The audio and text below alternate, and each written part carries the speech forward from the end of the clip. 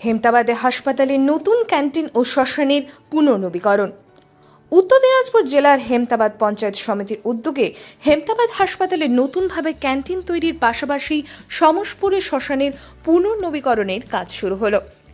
হেমতাবাদ পঞ্চায়েত সমিতির সভাপতি শম্ভু রায় বলেন, হেমতাবাদবাসীর দীর্ঘদিনের একটি দাবি ছিল হেমতাবাদ হাসপাতালে যে ক্যান্টিনটি ছিল সেটি বহু পুরনো এবং ছোট ছিল, তাই নতুনভাবে যাতে ক্যান্টিন করা হয় সেই দাবিকে প্রাধান্য দিয়ে পঞ্চায়েত সমিতি থেকে 4,66,000 টাকা ব্যয়ে যেমন নতুনভাবে ক্যান্টিন তৈরি করা হচ্ছে, পাশাপাশি তেমনি হেমতাবাদের সমসপুরে যে শ্মশানটি রয়েছে সেটিকে অত্যাধুনিক মানের একটি শ্মশান তৈরি করার লক্ষ্যে প্রায় 5 লক্ষ টাকা ব্যয় করা হচ্ছে, যার ফলে খুশি হেমতাবাদের বাসিন্দারা।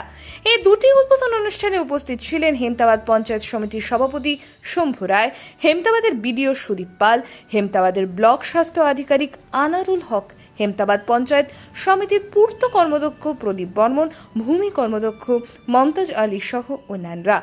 উত্তর দিনাজপুর জেলার হেমতাবাদ থেকে ক্যামেরায় রামকৃষ্ণ দাসের সাথে হিমাংশু দাসের রিপোর্ট।